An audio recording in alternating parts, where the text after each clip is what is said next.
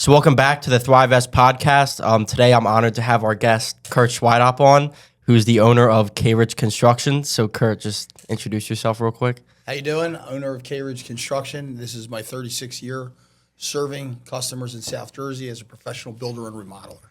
Very nice. Kurt is one of the local builders in South Jersey over here with us, so it's very exciting to have him in and to be joined with us. Everybody really knows the format, so we're going to start talking about the early years of his life and building from there. So let's start with you as a kid. Did you have like dreams and inspirations to do what you're doing now, or was it something completely different? So as a kid, I grew up in the Poconos, and the one good thing about that is there was a lot of positive role models in my life back then. And you know, I think for a young man to develop into who he's going to be as a person, he has to surround himself with strong men, right? Strong role models. And luckily where I grew up, there was a lot of them. So, you know, you feared your friend's father more than you feared your own because you knew what you were getting from your dad. But growing up, you misstep, you know, like where I grew up with a lot of people that were Amish, Pennsylvania Dutch, like, you know, there's no playing around with those type of people. So I sort of have like what do they call it, a type A personality a little bit, and people might wonder where that comes from. It's definitely from my upbringing. We were taught to respect our neighbors, and if you didn't respect them, you know, you might have got choked out. So, which I'm not going to say didn't happen a couple of times. You know, I think one time I stole valve stem covers off of somebody's car, and I remember some hands around my neck, but we won't go there. But, you know, things you do when you're little. But yeah, so I grew up in a very strong environment with a lot of good role models. My parents were divorced when I was very young, and my father was a mechanical contractor. He came here from Germany when he was 16 as an immigrant, and my mother remarried a gentleman who was a custom builder in Florida. Okay. Nice. Very nice. So with that being said, were you like driven to this path, or was it like did you like doing the work for that kind of like field? So growing up, I sort of resented my father a lot because I always had to work. You know, everybody else got to do whatever they wanted. I always had chores to do, always had work to do, and I sort of like really resented him a lot. So I didn't know what my path was going to be, but you know, before my father died, I thanked him because he made me the man that I am today. There's no challenge that I'm not willing to step up to. I've done some things in construction that building inspectors walk in and they just go, "You did this?" And I'm like, "Yeah." And they're like, "All right, we'll be back when you're done. We're not even going in the building." You know, like having buildings supported that are 2 stories of overhead, and it's just sort of hanging in midair with the bottom cut off. So I have a lot of tenacity from that, you know, from the way I was raised. But my inspiration for that, no, honestly, it wasn't my first goal. My first goal in life is I wanted to be a surgeon. Really? Okay. Yeah. Nice. So I had gone into the military at a very young age. And I was, you know, I went through school to be a hospital corpsman, and I really liked it. But I definitely wanted to be a surgeon. So, but that didn't work out for me. Yeah. Not academically, just, you know, in life you have a predisposition of where you want to go. But the fact is, and I tell a lot of young people, and I'll tell you this, you end up where you belong. And if you don't believe that, you just have to have a little faith. Okay. I like that. Everything happens for a reason. That's something I always believe. You know, you can predetermine a course, and you could try to get there, but along the way, you might find something that distracts you that you enjoy more, or something that you just excel at, or sometimes you're put in a position where you have to. Let's say you're a young man and let's say you want to do this podcast, right? You're starting it, you're getting your business going, and you know, somewhere along the way, maybe you have a child, and you're like, you know what, I'm not making enough money doing this. I've got to do something else, and you do that, and you see that there's an avenue there to make money or really good money. Well, now you're sort of stuck. You have to stick to it with that. And you may lose sight of your dreams, but, you know, the great thing about life is you can recreate your dreams every day. Yeah. You know, whatever they are. So I always tell young people, you end up where you belong and make the best of what you have in front of you. And, you know, one thing my father told me is it doesn't matter really what you do. If you try to be the best at it that you can be, you'll succeed no matter what it is. And you'll be successful. How do you become the best at something? Well, I'm not the best at what I do. Yeah. And anybody that thinks they are, they're a fool. And you can usually pick those people out because they'll tell you they're the Yeah. best. So I strive to be the best version of myself that I can be. I give as much as I can possibly give every day. And, you get to an age where you're just sort of like, this is as much as I can give today. And if anybody wants more, screw 'em. Yeah. This is all I can give. This is all the energy I have. And you just put as much into it as you can. And if you do that every day, you're going to succeed because a lot of people aren't willing to put out as much as you are. Yeah. So, Now, when you were younger, like you said, you worked with your father and all of that, so you had all the experience. When was the point in which you switched and owned your own company and did your own thing? so that leads me to a little PTSD. So I went in the military, and I believe, Connor, you're serving, right? Yeah, Thank Army you for- National thank you for Guard. your service, Thank too, you. by the way. Yeah, Appreciate thank you. it. And I went in the military, and it's very structured. I was very young. I went in when I was 17, and you have your housing, you have your food, you have your regime. Your regiment is there every day that you have to do. So it's very easy to follow until 3 days before you're ready to get out, and you go, "Oh my God, what am I going to do?" Yeah.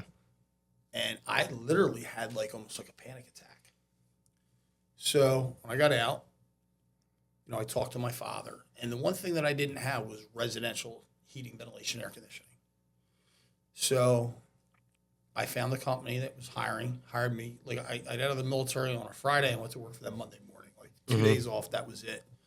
I was so anxious to get started really in life because the military, I went in very young. I had a lot of good role models there, but they sort of take care of you in a way. You don't have much to worry about. You have a bed. You have food. Yeah. You've got your we talked about last time when we met. We talked about Maslow's hierarchy of needs. Yeah. So the first two or three are sort of met just by joining the military. You've got food, you've got shelter, you've got all that stuff. But there's not much more than that in the military. So getting out, I was very nervous. But I went to work for a residential heating and air company. I'm going to mention their name. Because I saw them doing unscrupulous things in business. Yeah. We'd go and charge an air conditioning unit, and they would bill them for 7 pounds when they only put in 1 pound of Freon. Yeah. And stuff like that. And I just figured there was a better way to do it. So I had the background in the mechanical contracting, pipe fitting, welding, and all that. And I had an opportunity where I could go subcontract off of a guy that was doing military contracts. So I did Warminster Naval Air Station. I repiped the water towers with tube and shell heat exchangers, EBCO piping underground to the boiler room. Warminster Naval Air Station. I rebuilt their entire condensate recovery system for the entire base. Fort Dix, when they were doing their sewer plant, I refit all the piping for the sewer plant on the old one to keep it running until they could get the new one done. So, I just was able to jump right into that and do that, and it was a good way to make a decent amount of money. Yeah. So. Did you like that transition, or was that at first it was tough? So I would say the nervousness went away after about a week. You got to feed yourself to lions once in a while to see how fast you can swim. And that's when I realized, wow, I did have a lot of experience. And, what I had learned earlier in life carried me through, and obviously my work ethic. So with the work ethic and the little bit of knowledge that I had gained, I was able to compete with guys that maybe had been doing it longer. I'm one of those people, I see something once and then I can pretty much do it. So Photographic memory. yeah, to a certain extent. Yeah. With that being said, I know within the home service industry specifically, the first couple of years, people always they're always in the dirt. You know what I mean? They're always it's tough because they're unsure of what to do. So with you coming in with the experience, I know you said you're able to get ahead of people faster, but what was that speed in which you would pass people? Because you had some experience and you had the work ethic. So the moral that I'm trying to push on this is how far can work ethic bring you when you don't have the skill necessarily? So what you do, and you should always do in life, is you should surround yourself with amazing people. As good as the best. You can throw that around all day. That's just a term that people put on themselves to pat themselves on the back to feel a sense of achievement. Surround yourself with intelligent people. Learn from them. And just remember, you can learn something new from every single person that you meet, regardless of what you think their social standing is. I learned some of my most valuable lessons from people that had duct tape holding the doors to their van shut, but it was about construction because they were brilliant carpenters, but they weren't brilliant businessmen. So I knew I was a good business person. I had that background. So what I had to learn is really like the deep carpentry trades of the practice. I built houses with my stepfather and did new construction, custom homes in Florida. And I did boilers, chillers, ATC cooling towers, but there was a lot in between. So you just surround yourself with good people, like hard workers, and you can learn from everybody. Just pay attention. Just keep your eyes open and your mouth shut. I know you've heard that a million times in your life, Yeah. Watch and listen, and you can learn something from everybody. So that curve for me to where I became from like a new contractor to, I don't even want to say surpassing others, getting to the goals I wanted is a better way, was probably about a year and a half of really dedicating myself to it. At first when you start out, you measure your success in days. Oh, I had a great day. Then you get to a point where like, oh, I had a great week. Oh, this was a good month. Oh, I had a great year. I'm at the point now where it's like I look at my goals every 10 years, and you'll get to that stage once you've been doing this a while. You look at your short-term goals and you look at your long-term goals, and your long-term goals grow, and then you start saying to yourself, okay, where do I want to be in 5 years? Where do I want to be in 10 years? Where do I want to be in 15? And, we had a meeting before we sat down and talked about some high-level stuff.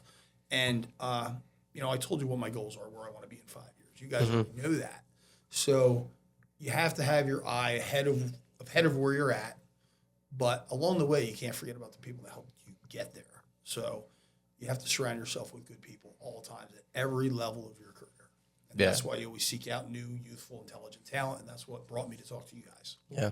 How do you figure out who to surround yourself with? As soon as somebody tells me they're the best, I want nothing to do with them. Yeah.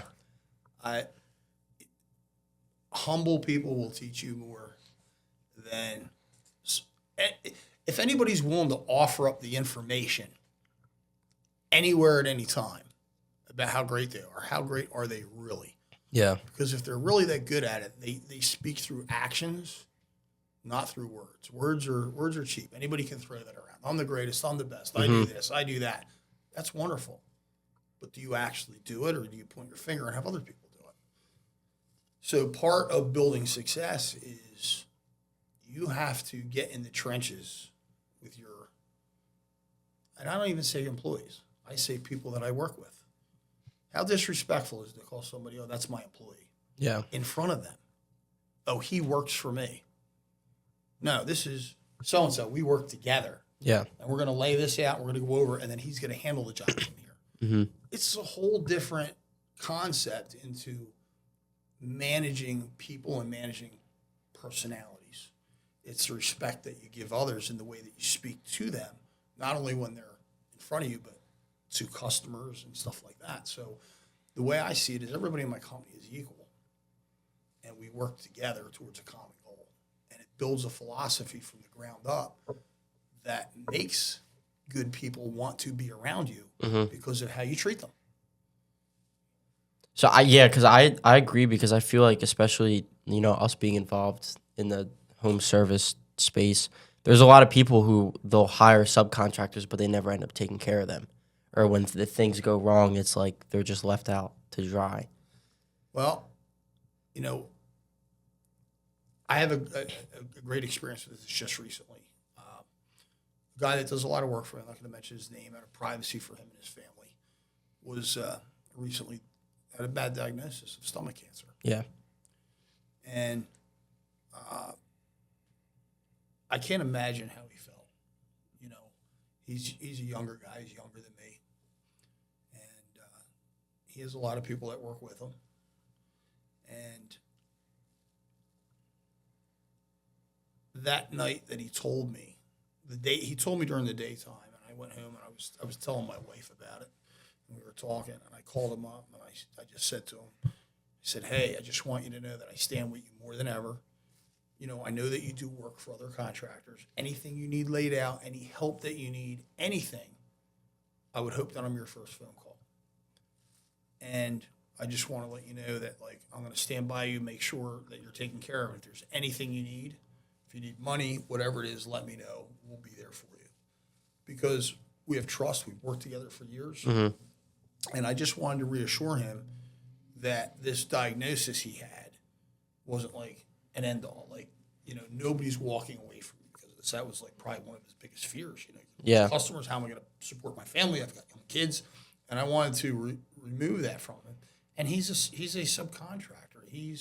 He's not on payroll, but that's how I treat people that work with me. And because of that, they're loyal. You know, a lot of these guys that are in this business, their work is always changing. They're always having problems because they don't have the same people doing the work every day. Yeah. So our team knows what's expected, the level that we want to achieve. Are we perfect? Are we the best? No, there's always problems. Every day there's problems. It's how you handle them. And that's my unique selling proposition to people, is when you call and say there's a problem, there's only one answer anybody that works with us will say, and it's like, what can I do right now to make it better? Is it an emergency? Do I need somebody to come tonight? Or is 8 o'clock tomorrow morning acceptable? Yeah. And what can we do right now to make it better? That's because that's all a customer wants to hear. And 9 times out of 10, they'll be like, you know, it wasn't really such a big deal. There was a little dust on my table. No problem. At the end of the job, we'll have somebody come in and clean it. It's like that. But a lot of guys flip out. How dare you? Like, they think they're artists, like you insulted Picasso or something. Yeah. Or Michelangelo. You know, I'm sorry, you're not that great. You throw some neon lights on something and you think it's spectacular. Yeah. It looks like a rundown Atlantic City casino. I'm sorry. But it's how you take care of your customers. If you know, I said something to you guys before. If you take care of people, they're happy to Pay you. Yeah. Always. It's a very simple philosophy. It doesn't matter what you do. Yeah. Is that something that you just learned over time and You know, just? my father told me that. Yeah. When I was 4. Really? You know? Like, yeah. So, yeah, my father always told me that. He said, you never have to worry about money. If you take care of people, they'll be happy to pay you. And I'll never forget those words. Yeah. You know? We talked about something before that I want to bring up because it's like circling around everything we're talking about. And it was, don't worry about the competition and trying to pass them. Worry about what you have going on, perfecting your craft and making sure you're doing everything that, like all the goals you set, you're hitting all your goals. Because when you start to worry about someone else in their journey, it starts to haze your decision-making with your own company and inevitably slows you down. Like that's exactly what we're talking about. And when you said that to me and we had that conversation, I've been thinking about it ever since. Like, It's great. Do you know who Tyson Fury is? Yes. Okay. Tyson Fury said one of the most intelligent things I ever saw. You know, he went through a really bad crisis, and he was talking about he wanted to kill himself. Yeah. He was overweight. He was doing drugs. He just was in a really bad place. This is a guy that was a world champion. You know what it takes? Like, not even 3% of people can become a professional boxer, let alone a world champion. Yeah. And I always go back to boxing because Ridge boxed, you know, and I know a lot of those guys and whatnot. But Tyson said something, and he said, you know, you drive down the road and you're jealous of somebody because you see him go by in a Lamborghini. Well, you don't know. He might be thinking the next bridge, I'm going to run into a concrete wall because his life is so miserable. Yeah. Think about that for a minute. But here, you're on the outside looking at them thinking, oh, man, it must be He's got great. it made. He's got all this. He's got paper. He's got this. In fact, he could be dying inside. His life could be so miserable. He may have a terrible life with his ex-wife and his children. His children may hate him. He may not speak to him. He could have all kinds of problems that you don't know about. But all you see is the flash, and you think, oh, he's great. Well, why would you want that? All right, so take the flash away. Would you want the rest of that misery? Yeah. You never know what a person's suffering, you know? And a lot of people that are very flashy and very gaudy, they have underlying problems that they use it to mask. It's a masking technique. It's sort of like using sarcasm for humor, where somebody gives you a little insult. Like the other day, I just started going back to the gym, you know, because during hunting season, I hunt a lot. I'm in the outdoors. I really don't have time to go to the gym. I'd rather be in the woods. So I spend like 3 months doing that. Once that's done, I go back to the gym. So I went back and I saw a guy that I hadn't seen for quite a while, and he always has like some underhand comment to make. And he said to me, he goes, "Oh, how's it doing?" I said, "I'm battling a little tendonitis, you know, just from shooting my bow and using my thermal like this, you know, my arm bother me." And he goes, "Oh, it must suck getting old." And I looked at him. I said, "I got gray in my beard." I said, "But I don't remember gray in yours." I said, "I think you're suffering from the same ailment, right?" I said, "Let me ask you a question." I said, "Have you been coming to the gym the entire time that I've been out? And he goes, yeah, every day. I said, what's it like working out every day and never having any gains? Right? So I just did that to sting him a little bit. Yeah. Like I always tell people, you got to wake up early to beat the wolf. Yeah. You know what I mean? Like if you're going to beat a wolf, you better wake up early. And you know, I consider myself a top predator. Yeah. I don't always say it. You know what I mean? I don't have to show it, but I'm ready with them when needed, you know? Yeah. And he just sort of looked at me. I said, oh, have a nice day, though. Great seeing you. And I walked away, you know? So, you know, you see a lot of people and they want to act like their life is great when it's really not. Yeah. You know, you wouldn't want you might want their glory, but you don't want their misery. There's a lot of misery that goes along with glory. Mm-hmm. Was there ever a time when you were younger to where like you were chasing the money and not like, because I feel like especially in business to actually be content, you have to do like what you were just saying. You have to make your people happy. You have to actually be happy with the life around you and not just the money. $980. I'll never forget the day that I made $980, and I thought that was it. Put in a bunch of fence. I had a bunch of fence panels. I put them in. I made $980 that day, and I thought that was like great. And I said I got to chase that $980. I've been chasing that $980 ever since. So Yeah. There's times you chase the money. I'm not gonna lie. Yeah. I mean, what am I in this for? Am I in it to make friends? Sure, all my customers are my friends. I have a But it's Christmas party, they all come. My customers are my friends. They're my family. I have to work for them. Not everyone. I've had 3 that I could name in 36 years. But there's thousands of others. I don't advertise at all. And we do a tremendous amount of work, as you guys know. yeah. So And one thing I want to touch on too is you've been in the business for a while. How are you able to be one at the top, like locally or say South Jersey or like anything like that? How are you able to consistently stay up top with a profile? Because like K-Ridge Construction, that's a big name. I always see that whenever you looked it up. So how do you maintain that and keep the vision along the entire way of that? well, it wasn't done purposely, that's for sure. It's not like I ever sat down and said, oh, I've got to keep this vision. I got to keep my name at the top. Never worried about that at all. You know, I always tell people, picture a ladder, right? And you climb the ladder, right? And the ladder's 30 feet tall. It's great to be at the top, right? Okay. If you were going to fall off that ladder, would you rather be at the top or halfway up? Where would Halfway you want up. to be? Halfway Why? up. Because the fall doesn't hurt as much. The fall doesn't hurt, it's the landing, Yeah. right? So if you fall from 30 feet up, you may not recover. You fall from 15, you got a 50% better chance of recovering. Yeah. So do you want to be at the top of your game? Do you want to tell everybody you're the best? Be at the top of your game? No. I've seen a million guys go past me on that ladder.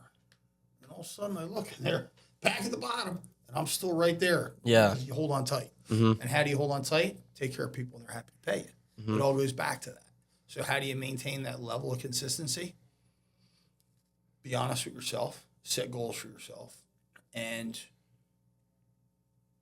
don't allow criticism, skepticism, and narcissism to creep into your life. Be thoughtful, kind, humble, and giving every day. And it just comes back to you. You've heard of the power of attraction. Yeah. So if you put out into the universe, I want to be a millionaire. I want to be a millionaire. You're so focused on that, you lose focus of what it takes to get there. Because most people don't become a millionaire on their own. They may think they do. I'm a self-made man. Bullshit. Yeah. Bullshit. Somebody helped you along the way. I could never say I'm a self-made man. My stepfather, my father, my chief in the military, my neighbor, Mr. Zacharias, they were all inspirations to me in some way or another. So is that a self-made man or is that somebody that paid attention to those around them? So anybody that says, oh, I'm a self-made man, no, you're not. You're not. You know, I don't know your relationship with your father. How is it? Good. Right? Yeah. Right? Has he inspired you ever? Of course. All right. Always. So are you a self-made man or did your dad help form No, your he opinions? definitely helped it. Exactly. Both my parents, yeah. Exactly. So to say that you're a self-made man is a little bit narcissistic. Yeah. You know, did I start the business myself? Yes, but I'm not self-made. I could name 100 guys along the way to help me get to where I'm at.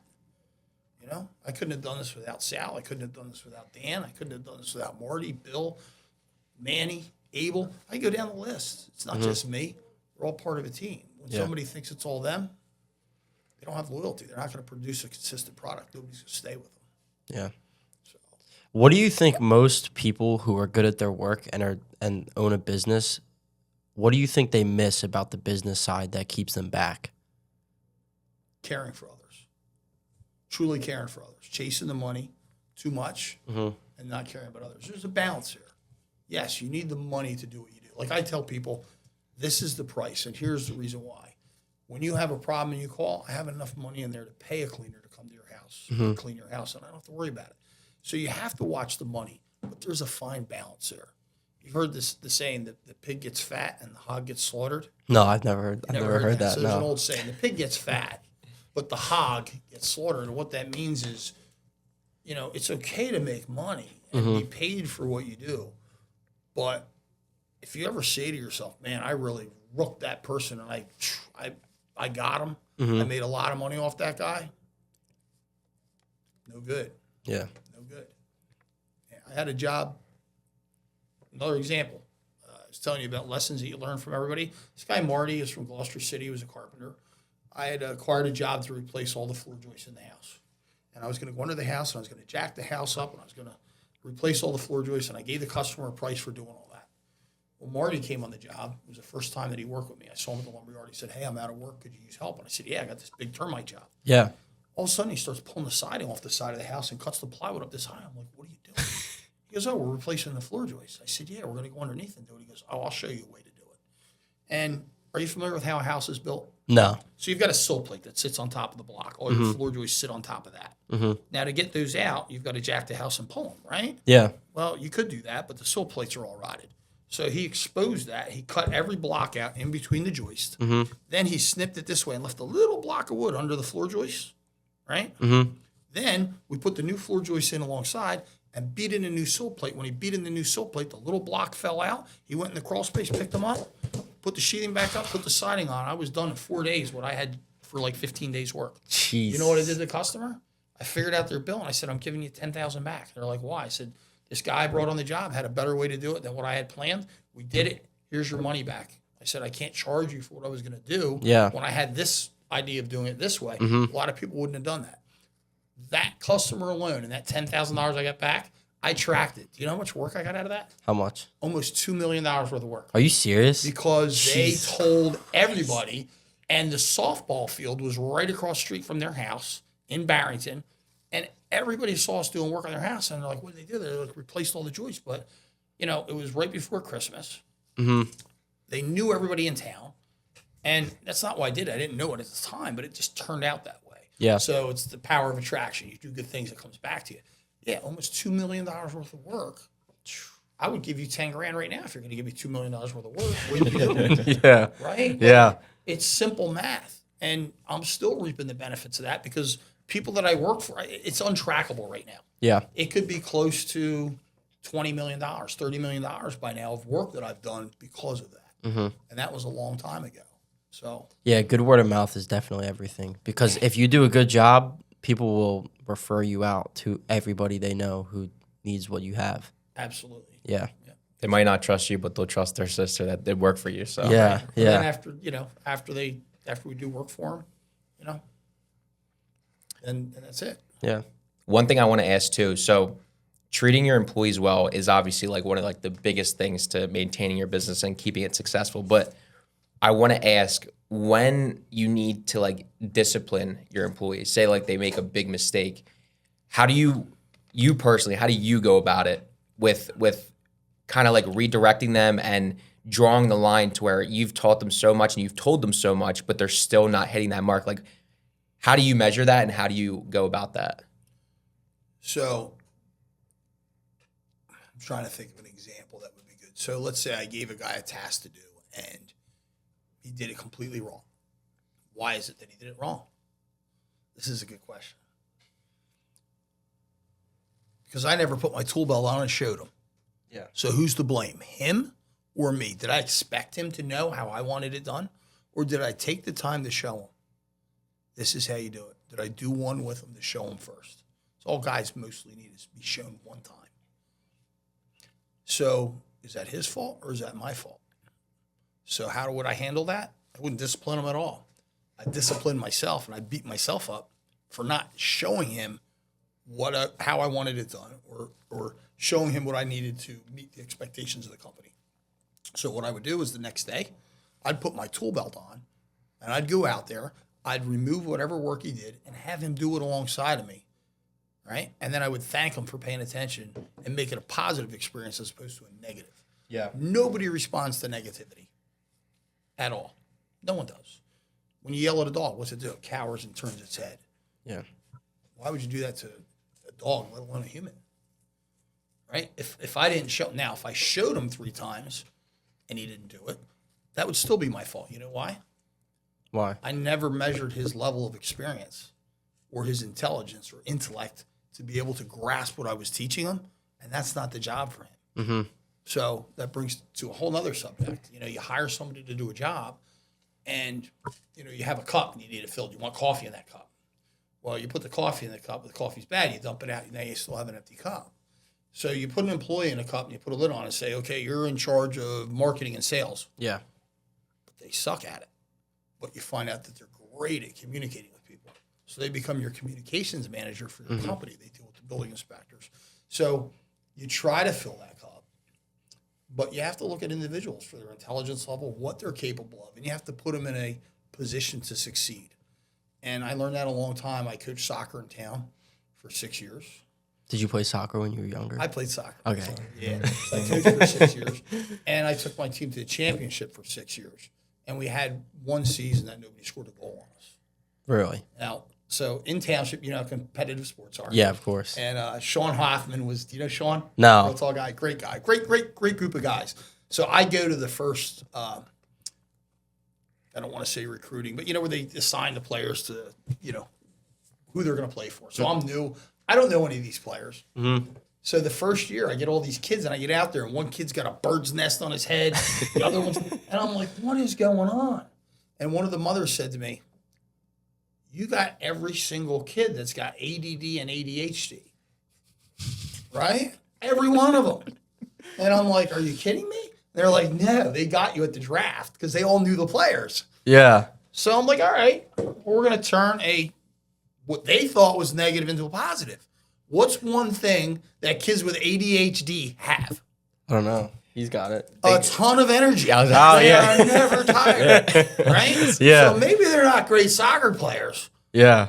but they can run all day, right? Yeah. I forbid them to score a goal until the last 15 minutes of the game. Their whole job was to kick the ball as far as they could and make the other team run as much as they could. So they get worn out. And then I divided them into sharks and minnows. And you know how hard it is to tell a parent your child's a minnow, but that's a good thing because he does this well. So we're going to put him here. He's backed up by a shark. And by a shark, I mean a kid that's got a powerful kick. Mm-hmm. So you had to really look at their individual, like their talents, and put them in a position to succeed. No kid wants to walk off the field losing every game. Yeah. Like, okay, yeah, we can give you a participation trophy. We're not playing that. Yeah. We practice 3 times a week. I had them running backwards, doing push-ups off of soccer balls. Well, you know what? A couple of kids that I coached went to play for the Union. Okay. Wow. One received a scholarship to college as a goalie. Damn. You know, so these kids that were maybe not desired by the other coaches, we used their talents. Their talents was they had a ton of energy. We had them run, and then we practice. Like I took over the kicking coaching position. I had an assistant coach. He did the physical conditioning, and then I'd pull a kid out and just work on, all right, you're a kicker. You're going to do this. Here's your left leg. Here's your right leg. Taught them where to put their foot, like how to hit the ball, what part of their foot should hit the ball, strike the ball. And listen, we were not a finesse team. Yeah. We won 6 years in a row. The guy that had won all the years before that actually came to me and asked me to quit coaching. Really? I said, well, That's when funny. my son's done, I'm done. But Yeah. anyway, so, you know, it's the same thing with people you work with. You know, if a guy isn't capable of flashing a window properly, you go and you show him how to do it. Yeah. How do you find out what people are talented at? So you ask them what their background is, Mm-hmm. and then you have them work with yourself or a trusted foreman. Like I've got guys who've been with me 30 years. Mm-hmm. You know, you put them with them for 3 weeks. You know, I've got one foreman that it doesn't matter. You could walk on water and you'd be terrible. So I have to take what he says with a grain of salt. He hates everybody. I think he hates himself, actually. And Bill, yes, I'm talking about you, Bill. looking right at you. But he's a great guy. He's the guy you call at 2:00 in the morning and say, I got a problem. He says, where you at? Yeah, You know? exactly. So he has his talents too. But yeah, you put him with somebody that has experience and you let them give you a report on how they are. Nice. So like that's what I was going to lead. You kind of answered my next question was like, how do you find that talent? So like, for instance, in the industry now, the biggest problem is building the team, building their workers, building their employees. They obviously, one of the main issues is they don't treat them well enough for them to stay. But when it comes to recruiting, how do you go about that when like trying to find new prospects to work with? Like, is it like word of mouth for you, or are you like going out seeking them? It's pretty much word of mouth. I could basically go to my guys and just say, so, you know, remember we were talking about Michael Vick the other day? Yeah. Right? Who was he betting with? Yeah. He wasn't betting with the people that play bingo in Pittman, right? He was betting with other NFL players. So in my opinion, my humble opinion is he was told, keep your mouth shut, go to jail, do the time, come back, get a job. Yeah. And that's maybe what happened. I don't know. But who do you hang out with? Who do you personally? Who's your core group of friends? I know you two are like together all the time. The three right here. Right. Yeah. Why is that?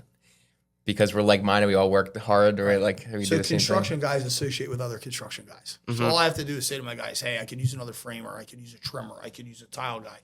And they find Just like that. because they've already told everybody knows how well they're treated. So like the other thing that people don't get is, let's say you sold a podcast, right? And you're going to sell it and you want to make money off this is your product. But your partner over there isn't running it. Now you get somebody new. So you showed somebody your podcast, and then the next one that you do with them doesn't come out quite the same. They're like, wait a minute, you showed me this, but I got this. That's like baiting and switching. Yeah. So all of my employees are salaried. If it rains 3 days this week and we don't have any work inside, I pay him to stay home. Yeah. Last thing a man needs to worry about is how he's going to feed his family and support his family. So all my guys are salary. They pretty much get paid no matter what, but I typically always find something for them to do. But in the odd chance that they don't, they still get their paycheck. Yeah. That's something like that is like probably the biggest problem within like the home service industry is like hourly pay and maintaining employees. Like it's insane because we see it all the time because like everybody wants more leads, everybody wants more jobs, but when they get them, it's like, okay, well, we can't do it. Like we don't have the people to do it. Yeah, so. I feel like when it comes to Star leading, power energy. I feel like when it comes to leading people, especially like since we're young, everybody wants to be like the tough guy almost because it's like you're in charge of these people. You know, you can tell them what to do. But as we keep moving along, I feel like it does become more of you have to treat them well and like you said, turn negative things into a positive some way. Because if you don't do that and you're super brash, then the people under you are just going to churn. Like, that's just how it goes. Tell me how to lay out a foundation. I have no clue. Do you know how many builders have no clue? Like, honestly, like I'll tell you a funny story. I wanted to create some good content. And, you know, there's so much content out there. It's the same stuff. It's like regurgitated crap. Yeah. Right? Yeah. It's the same thing over and over. So I reached out to a guy that has a lot of followers, and him and I didn't exactly have like, we're not friends. I don't dislike the guy or anything like that. But a couple things happened. It was no big deal really. And I had reached out to him. I said, hey, you know, why don't we do a podcast together? And, you know, he does more flips where I'm a builder. So we're going to talk about the differences in that.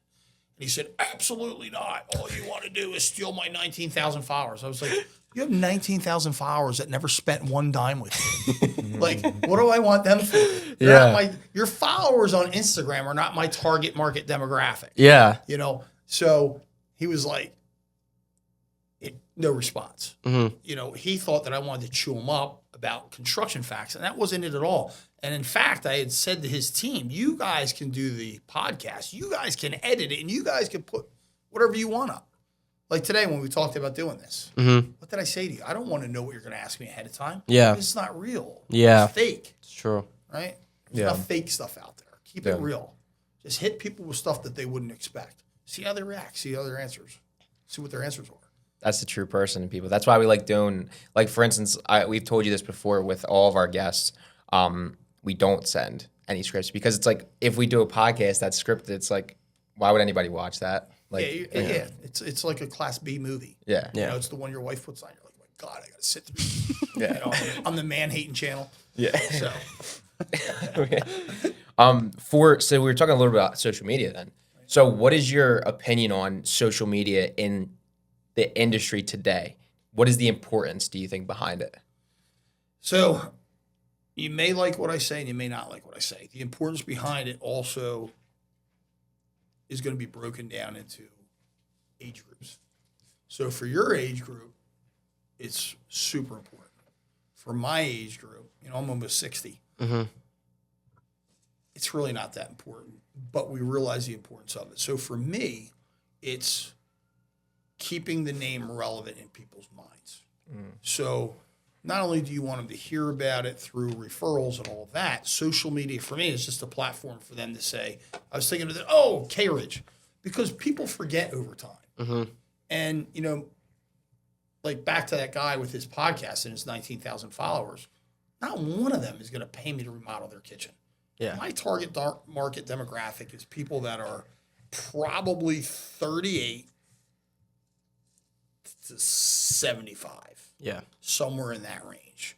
You know, someone that doesn't mind spending $100,000 for their kitchen. Most 32-year-olds don't have $100,000 to spend on their kitchen. Mm-hmm. Or they're not putting in a mother-in-law suite yet. It's mostly people in their 50s and 60s. Hey, I need a mother-in-law suite, or in their 40s. You know, my mother's getting older. We want to put an in-law suite. They have a 401k, stuff like that. Yeah. You know, that's my market. Not a bunch of people in the Philippines that you pay $250 for a bunch of bots. I'm sorry.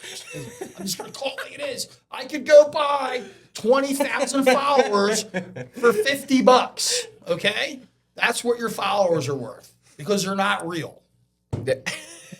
Sorry. We see it. We see it too. Yeah, I mean, We see it way too often. That's the other part of not having a script. You don't know the answer, but it's the truth. Yeah. But what's the importance of it? The importance of it is when somebody's at the gym and says, "Oh, I'm thinking about getting a kitchen."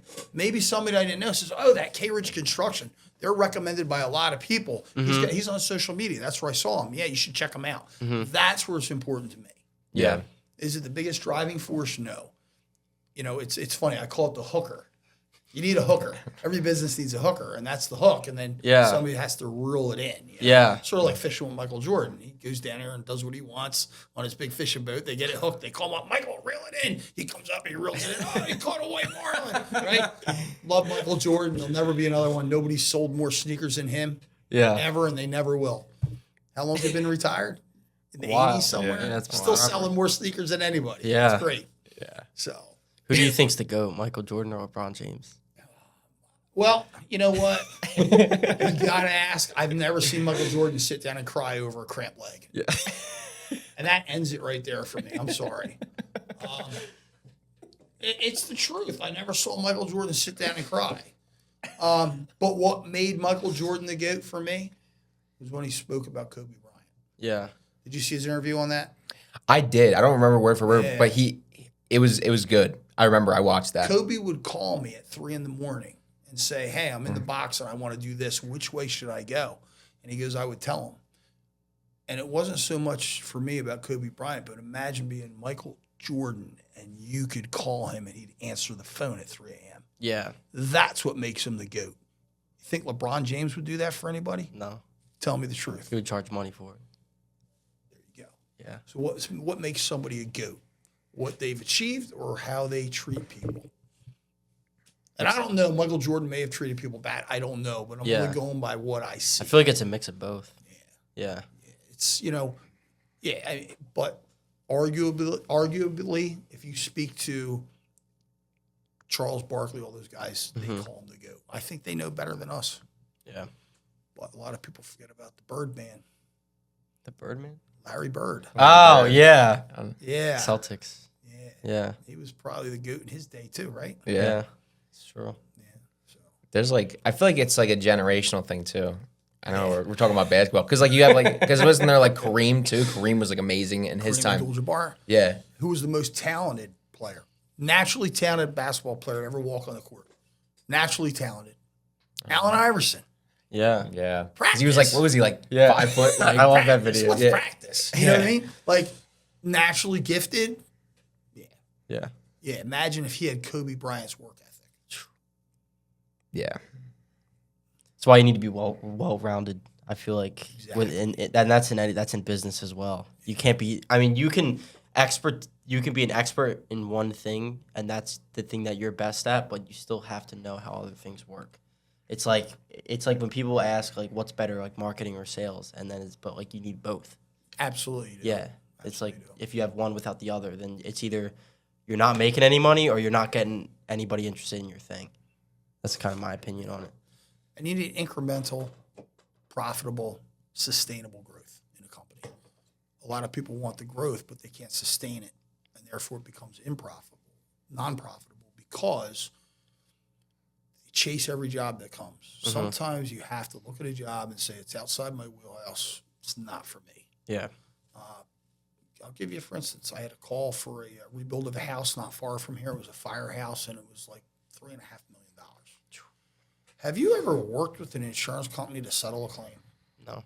I've heard about it with the roofing. That one. Oh, yeah, I heard roofing, it. it's I all- heard it's a pain with roofing. Right. So imagine doing a $3.5 million house. And here's what you have to think about. Page 2 of the insurance policy, paragraph 3 or 4, typically says a term. It's called recoverable depreciation. Mm-hmm. And it's based on a percentage. So imagine they hold back 20% of the finished value of the house at $3.5 million. Do the math on that real quick. It's a lot of money. That's $750,000. Yeah, it's So you start as a contractor doing the work, and then you get to the point where, okay, you've been getting your draws off the scope, and you get to that point, and then the insurance company says, and it says in there, the homeowner has to pay you to finish. And once you provide them with a receipt that you've been paid in full and it's finished, then we'll release the recoverable depreciation. So if the homeowner doesn't have the $750 to put up to finish, yeah. you got to put it out of your pocket for free. See, these insurance companies make money on top of money. Yeah. So they expect you to put your money out to finish the job. So I hate insurance work. And a guy that thinks he's my competition, he chased that job. And my office told me, oh, so-and-so got the job. I was so happy because now he's got to neglect all these other people because he's going to be busy with that. And here's the best part about it. Well, the best and the worst part about a fire. You have a fire, you lose pets, you could lose family members, you lose personal belongings. It's a very emotional thing. Yeah. So now you have to be prepared to deal with the emotional weight that comes along with that. Yeah. And then are you ready for this? The insurance company pays for 1 year of housing or 9 months of housing, temporary housing, while the job's being done. You could barely build a $3.5 million house from the ground up without doing demo in that period of time, let alone rebuild one. And then every step of the way, the insurance company fights you for every extra there is. Yeah. So if it's worth $100, they want to give you $70 and make you fight for the other $30. Right? So now you're trying to get this job done in time. So now the homeowners over here that maybe have lost a family member or a pet, they want the house done. They want it done. You don't have enough money to do the job. And they only have a year of housing. Then they only have a year of housing. Yeah. That's coming up. You're not done because the insurance company's not settling with you. Yeah. It's a lose-lose proposition. You can have it. While you're over there dealing with that for 2 years, I'm going to go do every kitchen, bathroom, and addition for people that have money on hand ready to go. Yeah. You know, so you have to be intelligent in business too. You have to know when to walk away. Yeah. The old song, The Gambler. You got to know when to hold them and know when to fold them. You ever hear that song? The Gambler? No. I think you mentioned that to us before. Well, that's what it's about. Knowing how to conduct your life. Sometimes, you got to know when to walk away. One thing I want you to say, I think this would benefit a lot of people starting out now for like the younger generation or even like a little bit older than us. If you had to start from zero, and if somebody is starting from zero, what would be your advice for them, like to actually grow a sustainable business, like to not start it out with the base all broken? What would be the proper way you would start today from zero? Wow. It would depend on what type of business it was. Your industry. Yeah. My industry? Yeah. So anything you do in life, crawl, walk, run. Crawl, walk, run. Because if you start walking before you're done crawling, you fall on your face. You start running before you're walking, you fall on your face. Yeah. So it's just like a baby, incremental steps. So first of all, you have to have a vision for what you want to do. So you have your vision. And I know what I would do differently now, because I've sort of built myself into a little bit of a box. After 36 years, well, I probably figured this out about 10 or 15 years ago, but it was too late. I was on the gerbil wheel. The gerbil wheel, once you get into it, the gerbil wheel keeps going and you can't hop off because there's people that rely on you to be there. Yeah, of course. We talked about this before. You may have 100 people that rely on you for their income. So first of all, I would have a clear idea of what I want to do. So how would you go about it? It doesn't matter what the business is.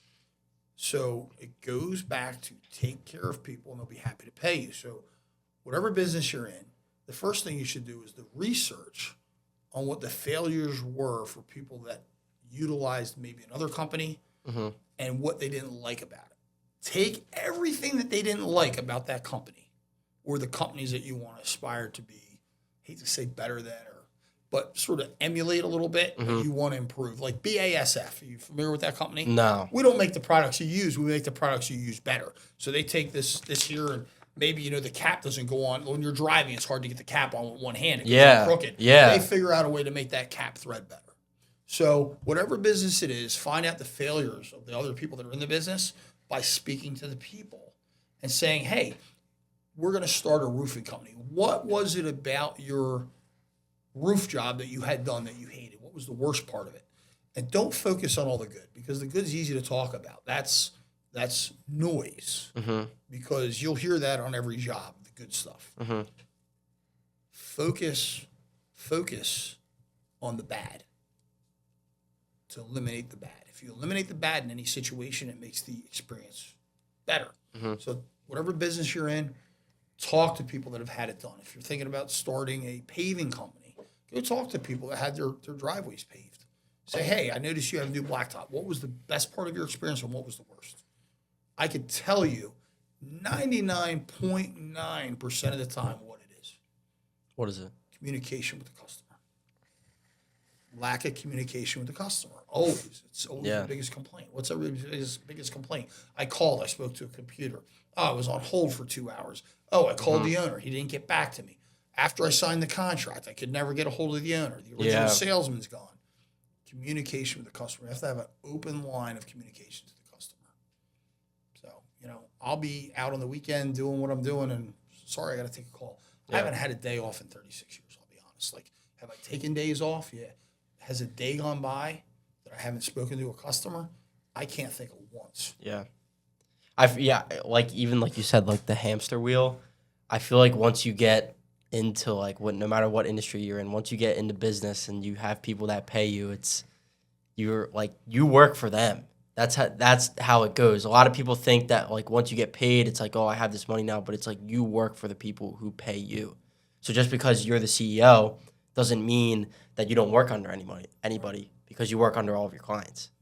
That's how it goes. So we practice the custom sales process. So picture the word custom. What's the first letter of custom? C. Hi, I'm Kurt. Nice to meet you. Nice to what meet are you. you looking to have done? Okay. Right? So that's your contact. Yeah. Okay. What's the second letter? U. Okay. That's understand. What would you like to have done, Connor? I need my bathroom rebuilt. What's the next letter? S. Well, Connor, I've been remodeling bathrooms for 36 years. Here's pictures. Here's clients. Here's everything. Satisfy. Okay. Contact, understand your needs, satisfy your needs. If I can do all that for you, Connor, would you go with me? If the price is right? Sure. That's your T. That's your trial close. Okay? I like that term, trial All right? close. Yeah. All right. What's the next letter? O. If I satisfy your price and you like my work and everything I show you, are you going to hire me? Yes. Yeah, of course. All right. Yeah. It's the last letter that everybody fails on. What's the last letter of the word? M. Do you know what that stands for? No. Maintain the relationship. if you've already sold a customer, Yeah. they already know you. You've obtained the commitment from them. You've satisfied them. You've done a trial close. You've done the job. They're your best salesman. Yeah. Maintain the relationship. They'll sell for you. You know how many calls I get a day? Hey, Kurt, can you send your electrician here? Hey, Kurt, can you send a plumber there? All day long, because you maintain the relationship. If you haven't spoken to, I want you guys to do this today. Think of somebody that you used to speak to a lot, that you don't speak to often. Not necessarily that you had a falling out, just because you drifted apart. And on your ride home today, call them and say, I haven't talked to you in a while, and I was thinking about you. I just wanted to know how you're doing. And shut up and listen. They'll tell you their life story. Yeah. Right? Try it today. Think of somebody and try it today. And then the next time we get together and talk, I want to ask you how it went. Okay. Because I had a guy that was in a little bit of a pickle, and he had done some investment. Things didn't really work out for him, and everybody sort of abandoned him. I made sure I called him every week. Said, hey, how are you doing? How are things? Do you have a job? And, he called me about a month or two ago and probably gave me one of the best compliments I've ever received in my life. And, we were talking about podcasts and social media and all these guys that want to compete. Yeah. And he said, Kurt, you don't have to compete with them. You're the role model of what they wish they could be. That is a good compliment. And he's a young guy. And I was like, it hit me here, not here. It didn't go, I'm not repeating it to brag. I'm telling you how it made me feel.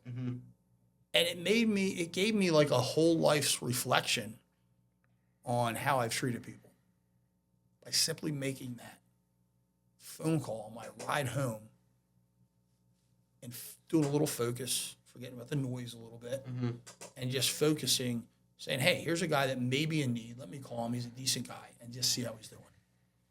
And you'd be surprised how much just doing that could change your life. You might call him and say, I'm doing this. Oh, and by the way, I'm working for so-and-so. You guys should do a podcast with them. You don't know. Yeah. You don't know. So that person that you may think, you don't know where they're at now if you haven't talked to them in a while. Maybe they're working for a solar company. They want to do an ad, something like that. Yeah. So, yeah. But that's the custom sales process that I use. Did you make that up or did you learn it from someone? I don't want to say where I learned it, but there's a big company that uses it. Nice. Big company. They make some motorcycles that are really loud. Okay. I think it might be Harley Davidson. Yeah. So I'm not going to tell you where they got it, but Yeah. That just goes back to that same point I brought up earlier. It's focused on you, yourself, and your business. Leave the distraction, all the noise from other competitors and everything, and just do you, and that is the best you could ever do. So how does what that roofing company down the street, and I'm just saying that, I don't know, Yeah. or that remodeling company down the street, how does that affect me? How does that help me take care of my family? How does that make me take care of my employees? It doesn't. Now, will I say there's some guys that do some things that are really unique and you see it and you're like, holy cow. And I'm not, it's not beyond me to call somebody like, man, I saw what you did there. It's awesome. How did you do it?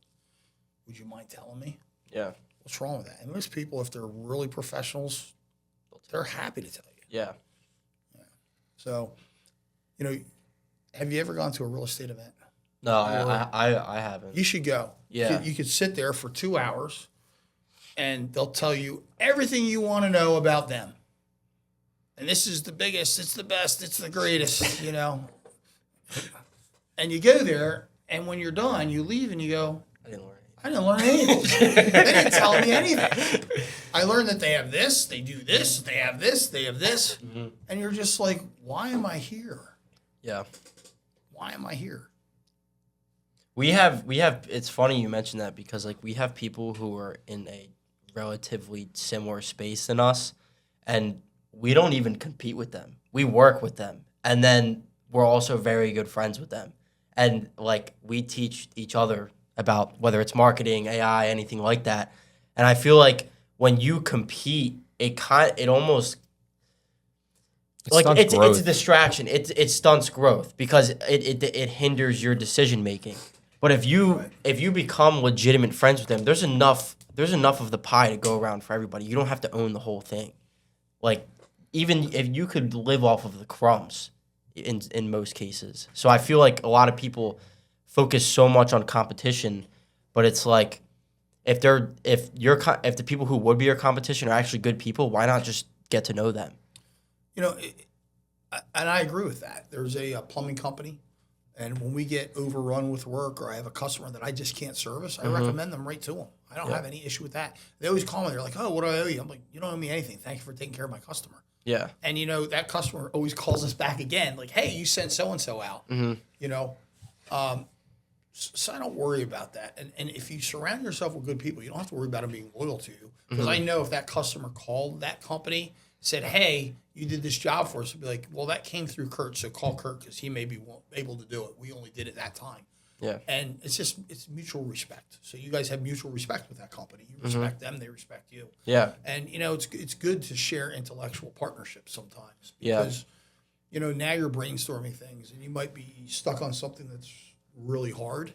And, you know, they could come in 1 minute and figure it out, or vice versa. There's a guy out there, his name's Jimmy Loftus. I'll give a little shout out to Jimmy here. He has a company called Loftus Elite. Yeah. And he does tile work. Jimmy's probably one of the best tilers out there. We've talked to him a couple times. Have you? Yeah. Yeah. Jimmy's a really, really, really good tile guy. And we're friends. And he does his thing and he sells retail. He's better off doing the retail because his name's good enough where he can sell to customers like every day and have work and make a nice living for his family and whatnot. Where with us, you know, we needed a little bit wholesale because we're including it with an addition or whatnot. But when somebody ever calls me and says, "Hey, I want straight tile work," I'm like, "Call Jimmy. He's the best." Yeah. But I've had situations where we were on a job, we ran into something that we never ran into before, and I called Jimmy. He's like, "Well, what's the address?" He went over there and worked for 2 hours with my guy, helping him to figure this complex situation out. Yeah. Right? And people might say, "What's complex with tile?" Well, that's if you're a beginner, because tile can get complex in some things. We do some highly custom stuff. And he came over and showed my worker how to do it. And I'm like, "Jimmy, what do I owe you?" He's like, "Nothing. You've always been there for me, whatever, you know." But, you know, there are people like that, you know, and I always wish him the best of luck, and I can't praise him enough. And when I see somebody like you know, on these town talks, they'll have, looking for a tile guy, and they'll be like, you know, Jimmy will say, "Hey, I do tile," or whatever.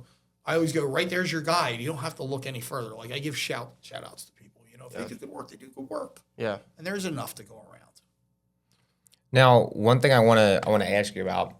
You said that 4 times. I'm gonna say it again. One time. One thing. Okay, go ahead. It's gonna be about 50 things when I'm done. Okay, Because that's like good. when I the reason I ask questions because it's always like advice that I could use or anybody else. Because the more value we present in here, you never know. The reason why we do this is somebody could be watching. It's like you could get somebody past that barrier. You know what I mean? Sure. Like that's why I always like asking whether I have it or somebody else. But like, say you're in business and you have your employees and they mess up. Okay.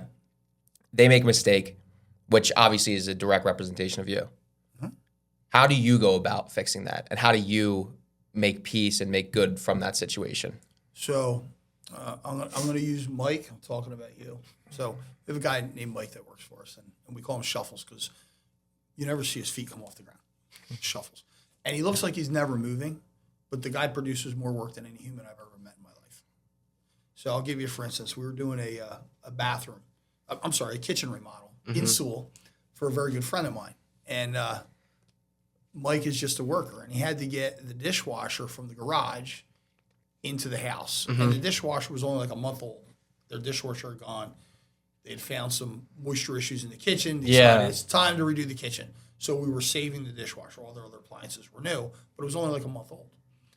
So all of a sudden I get a Ring camera film from my buddy, and he goes, "Mike had an accident." So Mike's going up the steps. Somehow he trips. I don't know how because he doesn't pick his feet up, how he could trip even. And he drops the dishwasher onto the front of a brick paver step, and it's stainless steel. So you can imagine what this dishwasher looks like, right? So the guy calls me. I'm like, "Where'd you get it?" He's like, "Here, I think it was like $1,800 dishwasher. It wasn't a cheap one." And I'm like, "All right, ordered a new one. Don't worry about it. It'll be here tomorrow." And then the first thing I did is I went to the job site. I picked up Mike, and I took him to lunch. Yeah. And I said, "All right, we're going to have lunch." He's like, "Are we going to talk about the dishwasher?" I said, "No.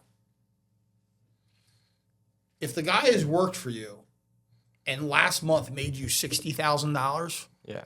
what kind of an idiot are you to break his stones over accidentally dropping a dishwasher? Mm-hmm. That's $1,500, $2,000, Yeah. right? Mm-hmm. So, again, it goes back to your level of success. You count it by the day. If I was counting by the day, it would really matter, right? Mm-hmm. If you're counting by the week, it would really matter. But once you start counting by the month or the year, it all sort of rolls together. Mm-hmm. So you can't look at that one mistake that an employee made. You have to look at all of it as a whole. Now, if it becomes a pattern, then you have to act. Yeah. But on a singular mistake like that, stuff happens. I was thankful he didn't get hurt. That's all I cared about. Yeah. You know why? Because he's going to go out next month and make me $60,000. Yeah. I don't want him hurt. Not only that, I don't want him hurt. But people are so nearsighted that they'll look at that one thing and that's the measure of who they are and who they have ever been. Yeah. Well, it's not. It's not. They've done so much good over so long. So you have to look at that. You have to have that little chart in your head that weighs out the negatives and the positives. Mm-hmm. But people are so quick to jump on somebody when they make a mistake. In this business, if somebody doesn't get killed once a week in construction, you're lucky. I'm not saying in my company, but somebody dies every day doing construction somewhere in the United States. Yeah. And God forbid that day ever happens. I'm happy to say I've gone 36 years without one lost man hour Yeah. because I practice safety. I've never had a workers' comp claim, anything. But just that's how I handle it. Now if he did it to 3 dishwashers, well then we got to talk. But you can't take a singular incident. And we could sort of reflect on some things that we've seen on social media lately that were very distasteful. A singular incident in somebody's life shouldn't define them for the rest of their lives. Yeah. Or for the time that they work for you. You have to be understanding. People are human. You don't know what's going on in their lives. I'm the public policy council rep for Gateway Community Action Program and Early Childhood Head Start. And I'll get a phone call and be like, I can't go into specifics, but let's just, obviously no names or anything. They might say, hey, so-and-so fell asleep teaching a class. Well, the first thing I want to know is it summertime? What's the temperature in the classroom? Is the heat and air broke? Is it so hot in there that you just can't keep your eyes open? Yeah. What are the conditions? Then the second question may be, what's going on in the home life? Is it a divorced person that's has 2 young kids and an infant that's keeping them up all night? So you want to look at the circumstances surrounding the incident, how you could help or maybe correct the incident, or help that person. And then the last thing you should look at is exactly what happened. You want to know everything about it. You got to approach it with a level head. You just, it's so hard to let that one incident define somebody. Could I be mad at Mike for dropping a dishwasher? Sure. And the reason that I take Mike to lunch is because I know how he is. If I didn't do that and reset him, it would be another thing and another thing and another thing because it's on his mind. Yeah. I had to relieve that from his mind so that it wouldn't repeat itself and keep going because that's how Mike is. Yeah. He gets so upset when he makes a mistake That I'll do and it he again. worries about it. So now he's worried about making a mistake and not what he's doing. And when you do that, you start making more mistakes. Yeah. Have you ever dove into a project and you just can't get it there and you're like, what is going on? Yeah. And you become more frustrated and it just doesn't work. But then you go home, go to sleep, come back the next day and be like, I'm an idiot. It was this. Yeah. Right? Exactly. Same thing. Mm-hmm. Same thing. You got to give people that reset sometimes. Are you an Eagles fan? Yes, of course. Yeah, that's like Jake Elliott from the Eagles. I feel like he misses like 1 million field goals, and then he gets in his own head, and then he just misses more. Yeah. Yeah. Difference between him and Mike. Yeah. He's paid a little bit more than Mike to do his job. So the expectation is a little higher. Yeah. Uh, Yeah, definitely. Mike, you're a great guy, but you're not getting paid what Jake Elliott makes. So I got a little Trump-esque there in that. on that point, because that I feel like that's one part of it. Say a big mistake was making with a client, right? So like say like a house, like you're rebuilding something in the house, doing a kitchen, and it's like there was a major mistake made, not just like something where it was like, oh, that it's like half accidental, half like, all right, we could have changed that outcome. How do you make it up to the client? So you should never have to make it up to the client. If you're running your company, you know, a lot of people in this business, they want to just have a project manager be responsible for everything. Well, project manager is only going to be responsible for as much as he can handle. Mm-hmm. And a lot of people don't evaluate what that person can handle, what they're capable of. You know, in the military, you know, what do you do in the military? I do HR. Right? HR. Paper pusher. Okay. Yeah. I could probably do HR because I think I'm pretty good with it. But let's say that you drove an Army tank, Yeah. right, for the military. I've driven like the Humvees before, so yeah, Okay. that's like, Let's say that's you a good role. let's say you flew a jet. a fighter Yeah. jet, Oh yeah. right? Okay. Never done that. Would you take me or him and say, well, we don't have anybody today. You're going to fly. No. Why would you do it with a kitchen remodel? Why would you do it with a bathroom? Yeah. These guys go to Wawa and pick a guy up and say, you've tiled before? And they take him to a job site and turn him loose in a customer's house. That's Right? So a big mistake to a customer. So there's phases of a job. You have a foundation that goes in. Mm-hmm. Right? Somebody has to be there to check that foundation. Every foundation that goes in, I actually lay it out myself. Mm-hmm. And then I put a pin in the wall and say, here's the top of block. Once the mason comes out, I go there, I meet with him, we go over it. My mason foreman, Charlie, goes in. He's responsible for everything, gets the block up. But him and I have laid out the job together. Mm-hmm. We've set a pin for the top of block. It's like nearly impossible for him to make a mistake, Yeah. right? But if you go to your job site every other day and you check it personally, you catch it before it becomes a big mistake. Mm-hmm. Where these guys have problems is they dump people on the job and they don't go back for 3 months because they're too busy being the best, Yep. right? And they don't check it. Because they told you so. Because they said so. Because they said so, right? Right. You asked me, you know, how do you know when somebody's full of shit?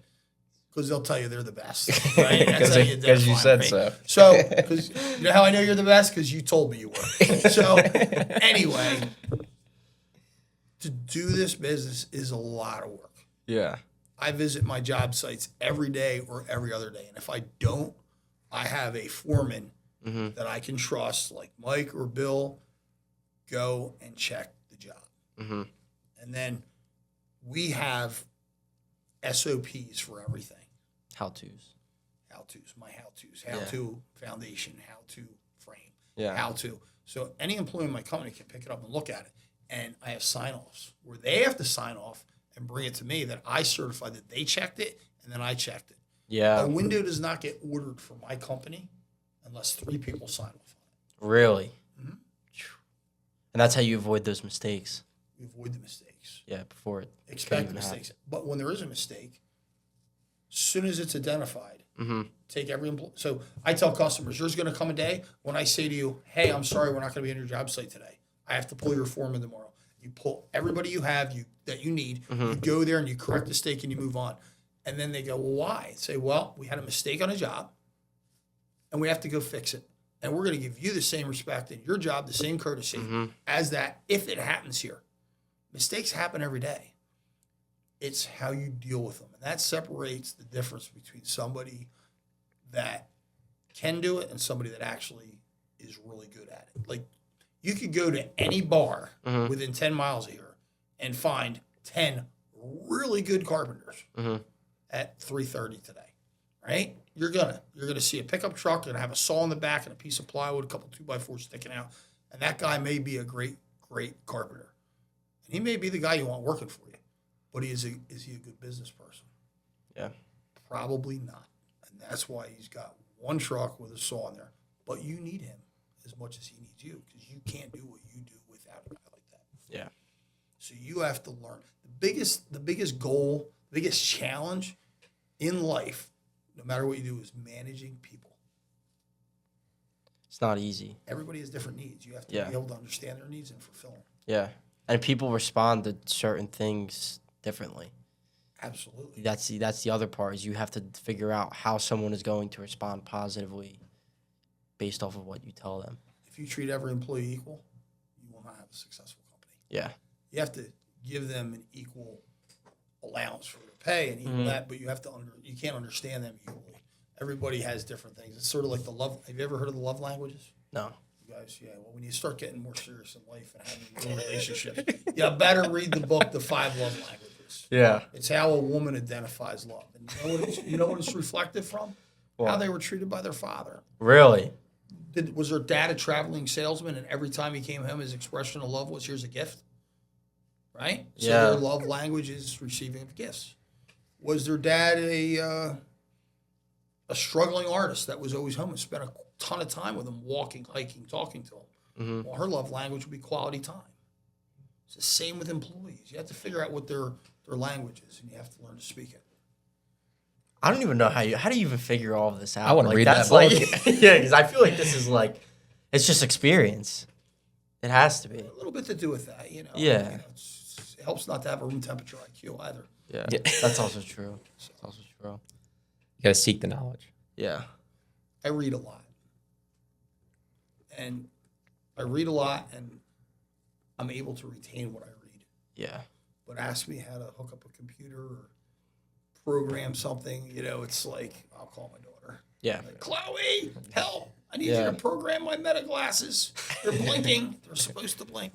You know, that stuff I'm terrible with. Yeah.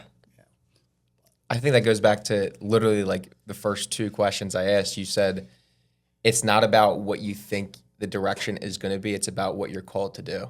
So you will, if you're good at something, you will find it, and then you will probably end up there.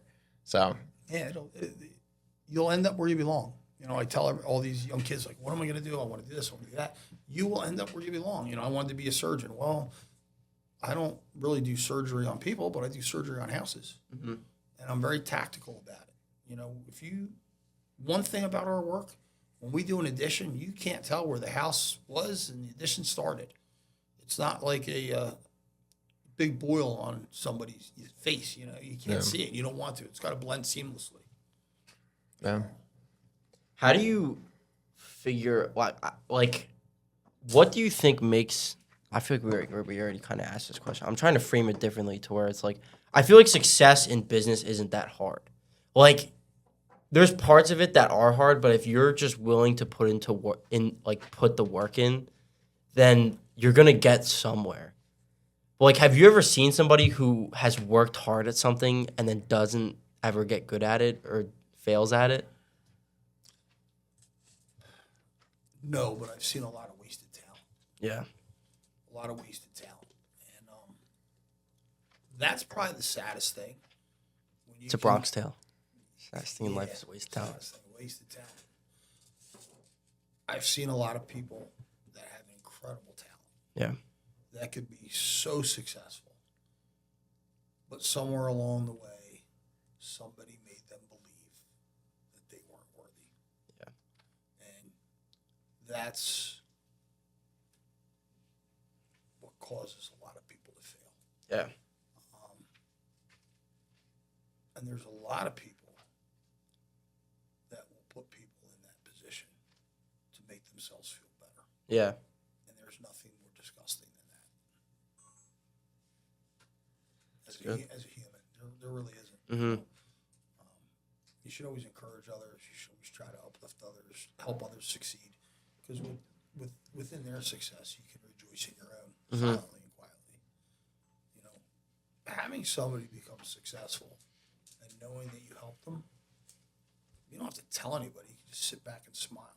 Yeah. You know, not everything you do in life has to be, you know, put on social media. Yeah. I feel like that's a problem nowadays, is that everything is bragged about on the internet. When you're a shitty person, you need accolades for every single thing you do. Yeah. Because they know they are. If you truly believe in yourself and you know that you've righteously always done the right thing, Mm-hmm. you don't need that.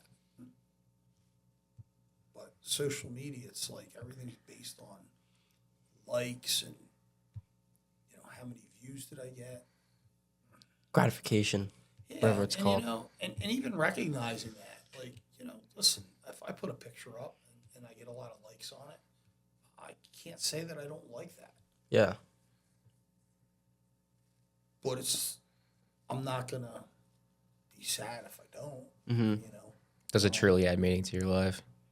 What's it doing for me, you know? It's like there's so many things that are more real out there than, you know, than that. You know, go sit in a deer stand. and you'll learn a lot about yourself. Even if you don't hunt, go sit in a deer stand. For hours. If humans treated each other the way animals do, we'd be in a much better place. Yeah. You know, animals aren't violent towards each other, only when they need to eat. Mm-hmm.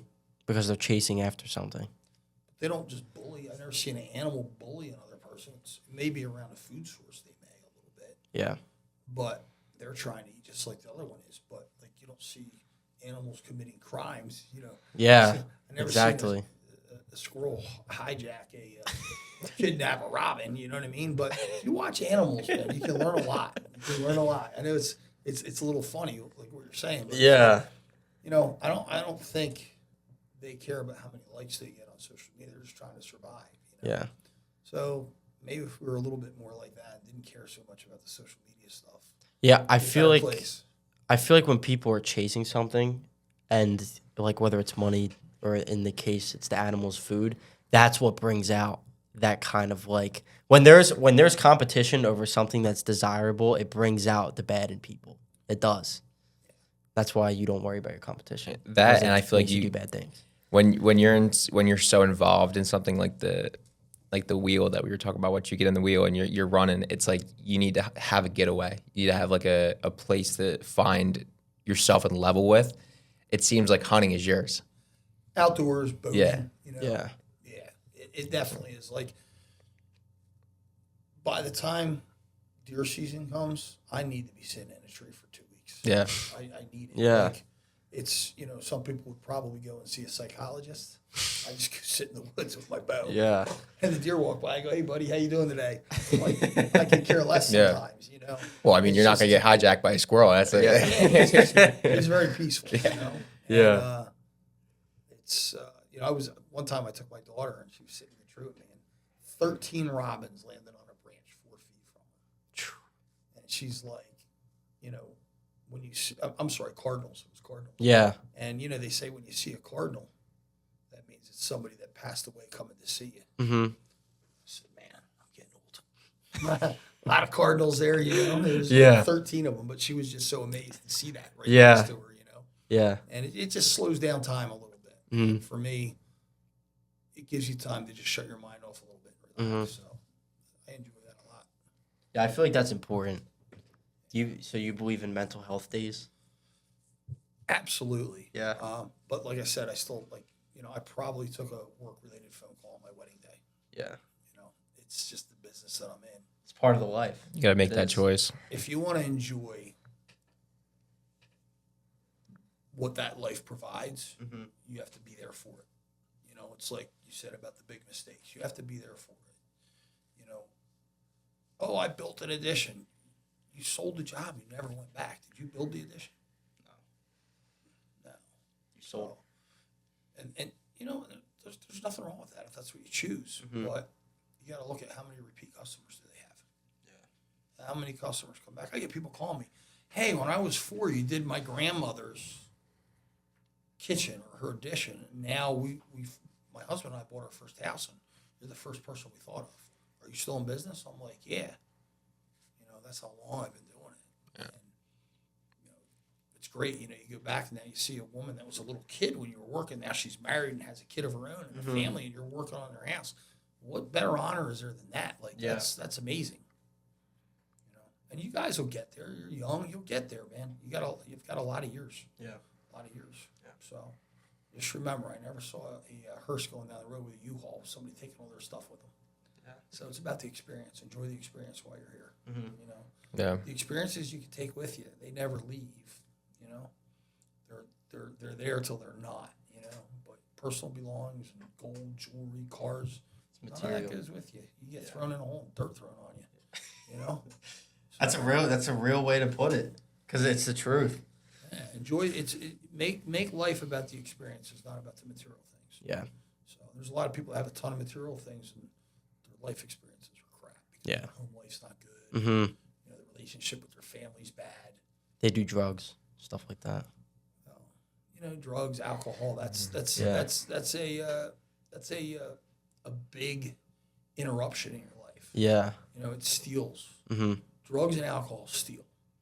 they're the biggest thieves. But they're individually invited in. Like, if somebody was standing at your door with a sword, banging on glass, screaming, you can open the door and invite them in?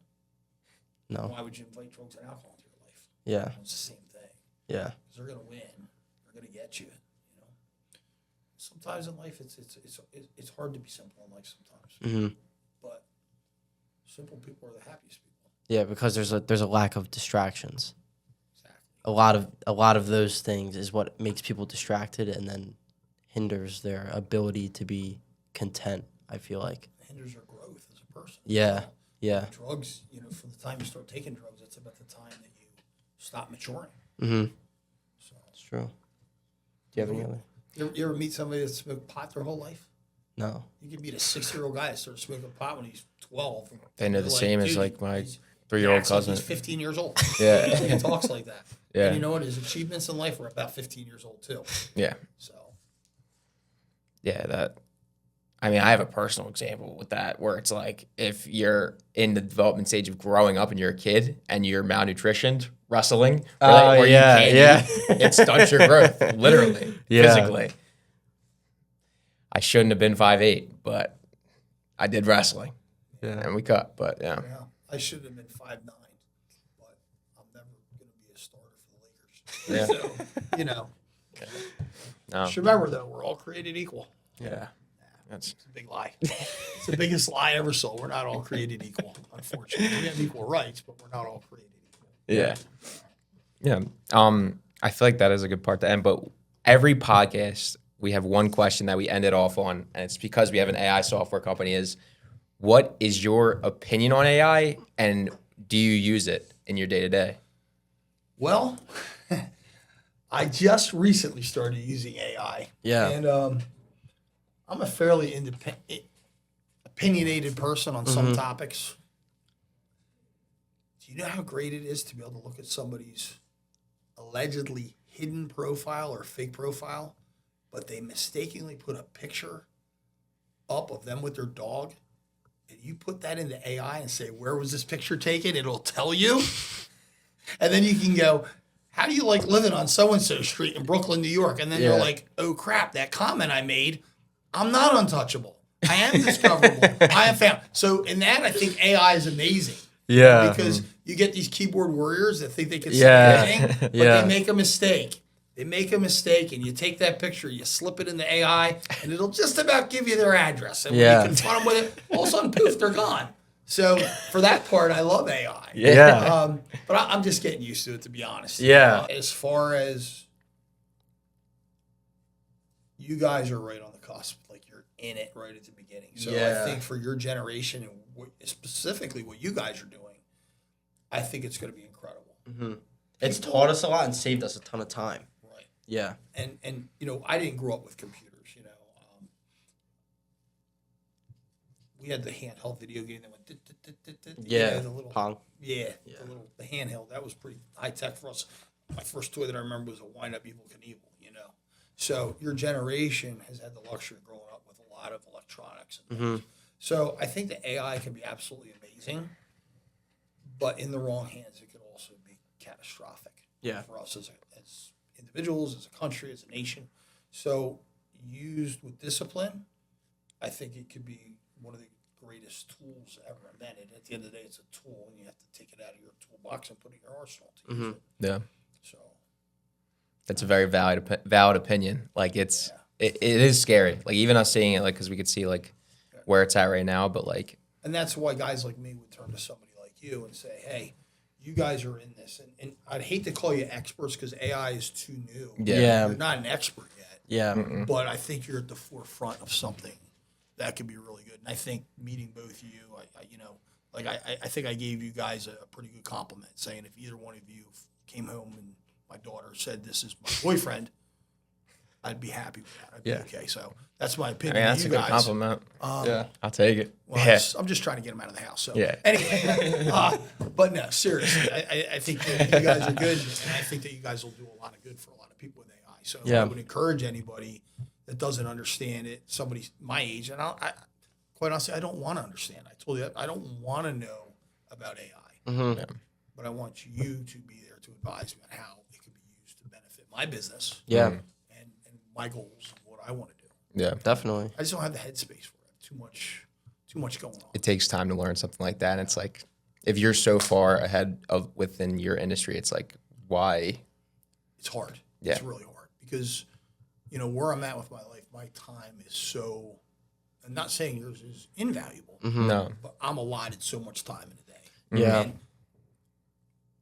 90% focus, 10% noise. And the 10% noise I use for the hobbies that I already have. Yeah. And there's other hobbies that I want to do, and I just can't. I raced Porsche for a while, and I really enjoyed it. But it's not so much the cost, but there's a lot of cost in racing a Porsche. It's the time. It's very time consuming. Yeah. And it's also very dangerous. So my wife was like, enough. One guy wiped out, hit the wall at 125 miles right behind me. Yeah. Behind me. Yeah. So I was going a little faster. But anyway, when she found out about that, she was like, "That's it." Yeah. Yeah. So Yeah. evidently, I'm worth more alive than dead, Mm-hmm. which is a good position to be in. So Yeah. I don't think she poisons me. Yeah. I use my vitamins out for me. There you go. Stay healthy. So, Oh, that's great. Well, Yeah. thank you, everyone. This has been, the podcast with Kurt Schwiedop from K-Ridge Construction. And thank you, Kurt, yeah, for coming thank on. you This for was hopping great. on the it was a great podcast. time just sitting Yeah. here talking about stuff. So I like your guys' vision. I like where you're going. So Yeah. thank you for having me, and I look forward to meet with you guys again. Sweet. Appreciate it. Thank you.